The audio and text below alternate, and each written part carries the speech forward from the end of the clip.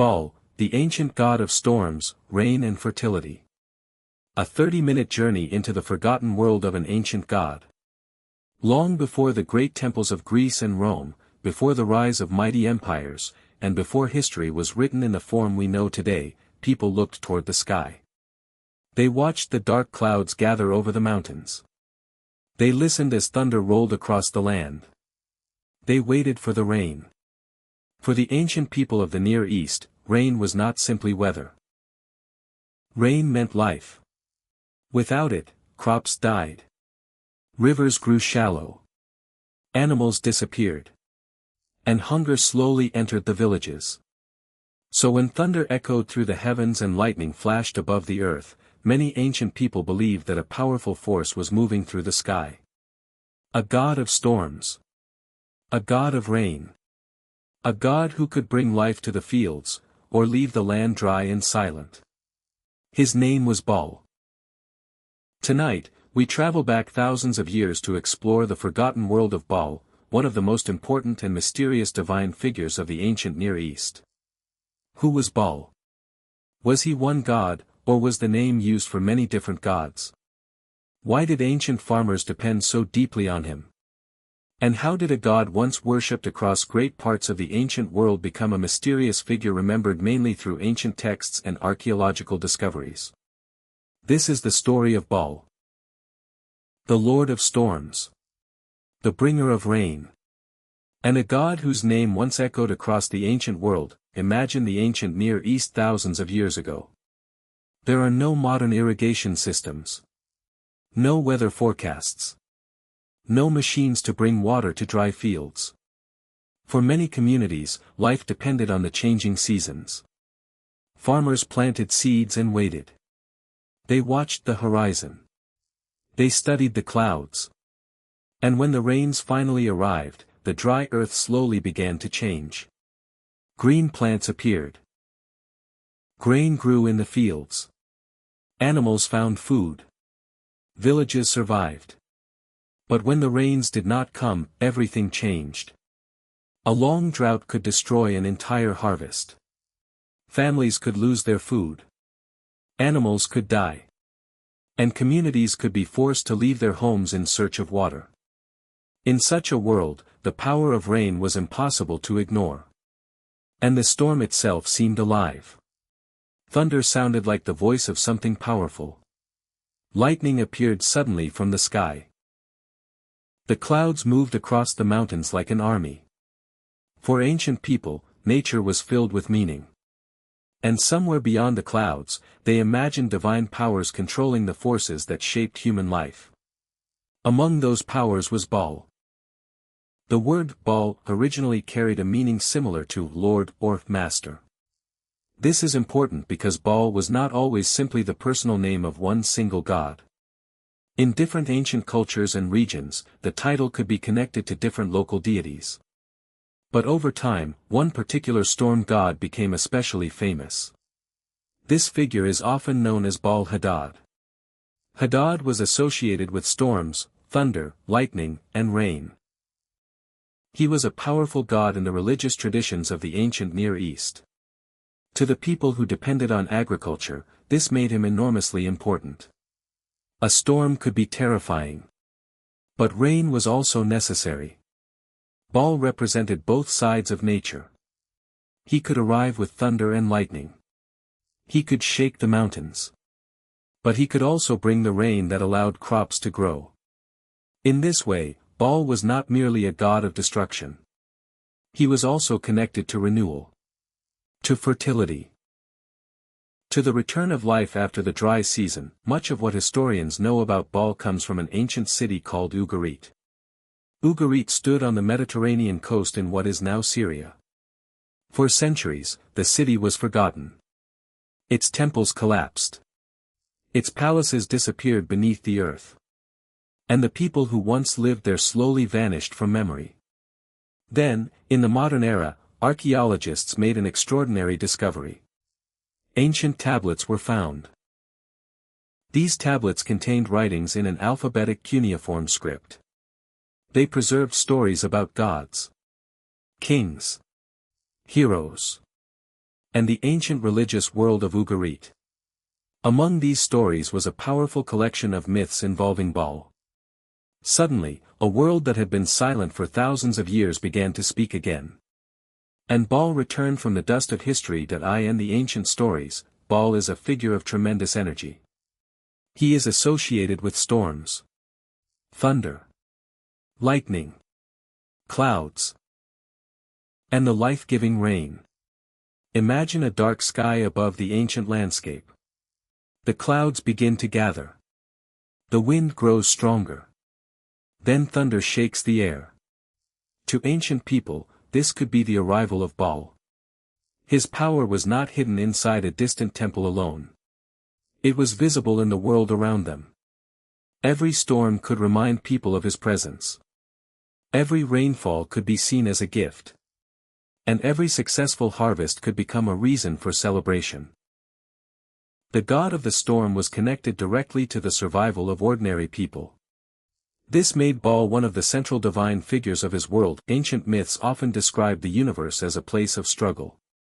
The forces of order could clash with the forces of chaos. One of Baal's great rivals was Yam. Yam was associated with the sea. The sea was powerful and unpredictable. It could provide food and trade routes. But it could also bring storms and destruction. In the ancient stories, Baal and Yam become opponents. Their conflict represents something larger than a simple battle between two characters. It reflects the struggle between different forces of nature. The storm, the sea, order, and chaos. Baal eventually emerges victorious. And this victory strengthens his position among the gods. The storm god has proven his power. But his story is far from over. Because another powerful figure waits in the ancient myth. A figure connected to something every human being must eventually face. Death. Mot represented death. He was connected to the dry and lifeless world beneath the earth. If Baal represented rain, growth, and life, Mot represented the opposite. Dryness, death, silence. The struggle between Baal and Mot became one of the most important themes in the ancient myths. This story may have reflected the changing seasons. During part of the year, the land could become dry. The green fields disappeared. The heat became intense. Life seemed to retreat. Then, eventually, the rains returned. Plants grew again. The earth became green. Baal's story mirrored this cycle. The disappearance of life. And its return. The death of the old season. And the beginning of the new. In the ancient myth, Baal faces Mot. And Baal is defeated. The great storm god disappears. For the ancient world, this was more than a dramatic story. Without Baal, the rain disappears. The land becomes dry. The fields stop producing. The cycle of life appears to be broken. Imagine the fear of ancient farmers. Imagine looking at a dry field. Waiting for clouds that never come. Waiting for rain. And seeing only an empty sky. The myth of Baal's defeat may have carried deep emotional meaning. Nature itself seemed to experience death. But ancient people also knew something important. The dry season did not last forever. Eventually, the rains returned.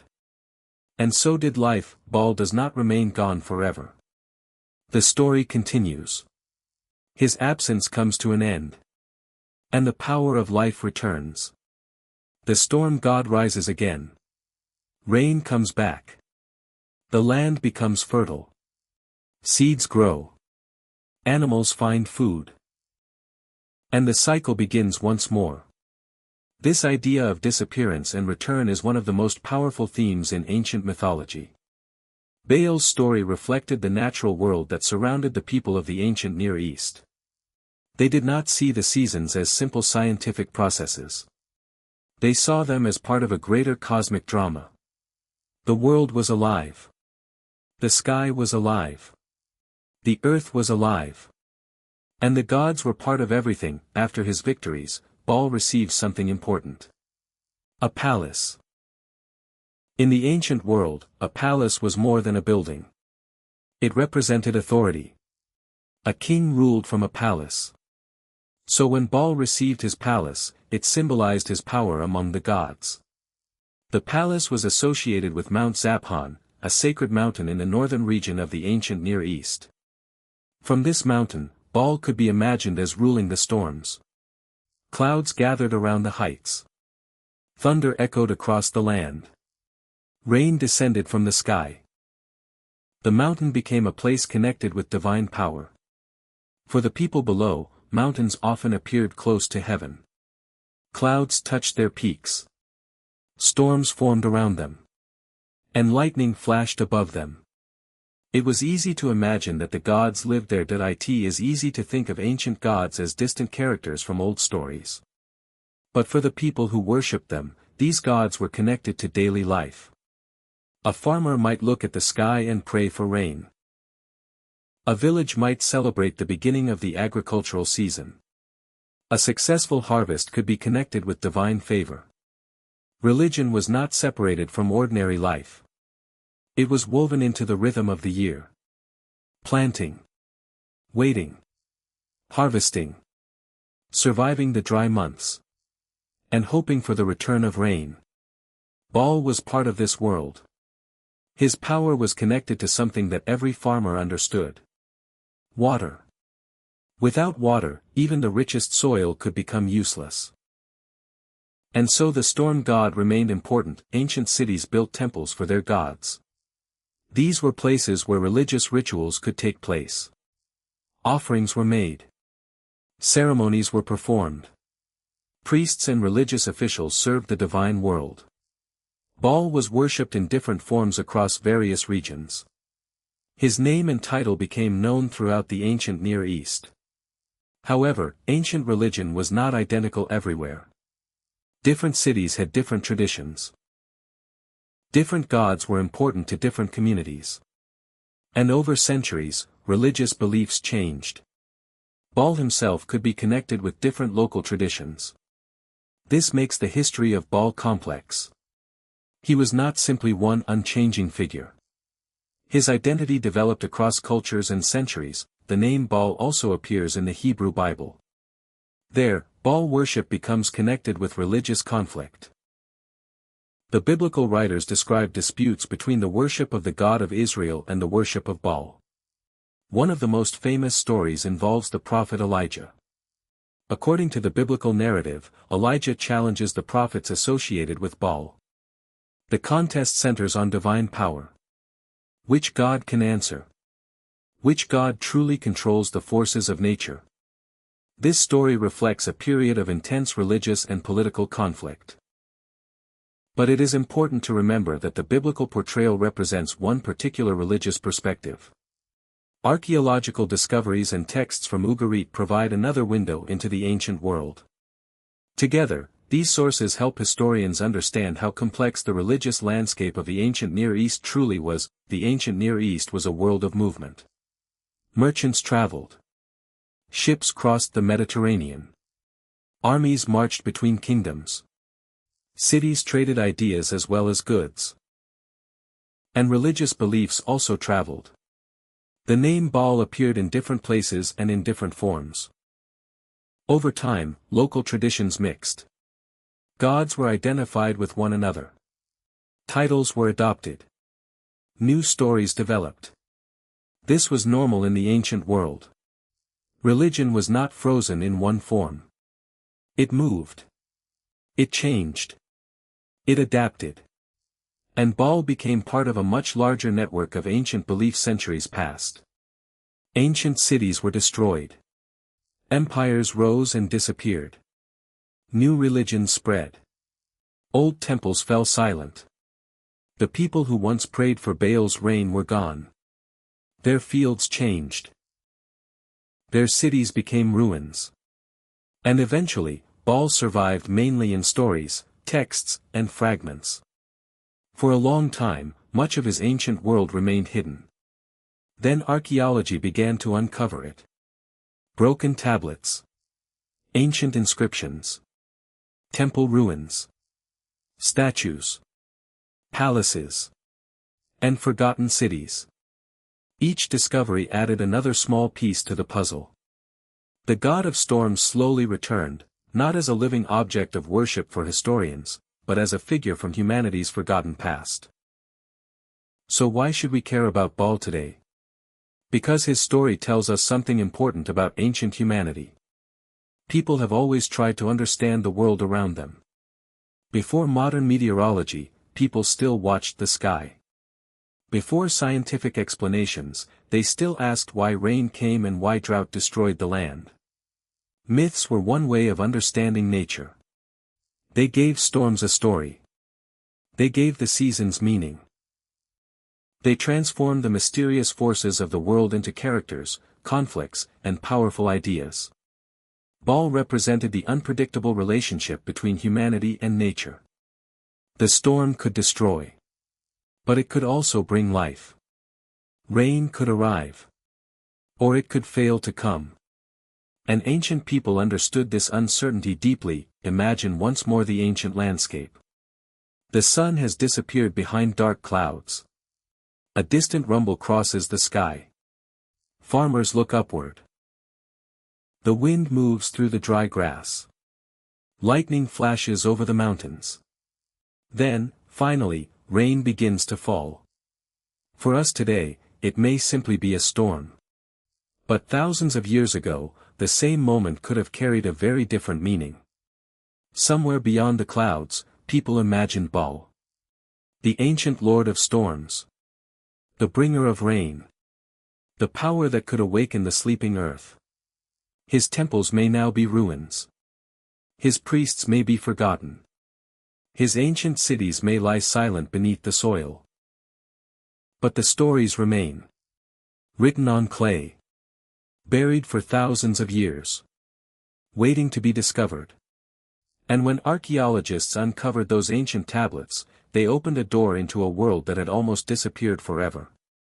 A world where thunder had a voice. Where mountains were the homes of gods. Where the changing seasons were part of a great cosmic battle. And where Baal stood at the center of the storm. Baal was more than a name from an ancient text. He was part of a world shaped by rain, agriculture, fear, hope, and the changing seasons. To the people who depended on the land, the storm was a matter of survival. And so they imagined a god powerful enough to command the clouds. A god who could defeat the sea. A god who could face death. A god who could disappear with the dry season and return with the rain. Thousands of years have passed since people first told these stories. The ancient temples are quiet now. The cities have changed. The civilizations that once worshipped Baal have disappeared. But when thunder rolls across the sky, we are still witnessing the same force of nature that inspired people thousands of years ago. And perhaps that is why the story of Baal still feels so powerful. Because beneath the ancient myths is something deeply human. The desire to understand the world. The fear of losing what keeps us alive. And the hope that after every long season of silence, the rain will return. The clouds will gather. The earth will awaken. And life will begin again. This was the world of Baal. The ancient god of storms. The bringer of rain. And one of the most fascinating figures from the forgotten world before history became written history.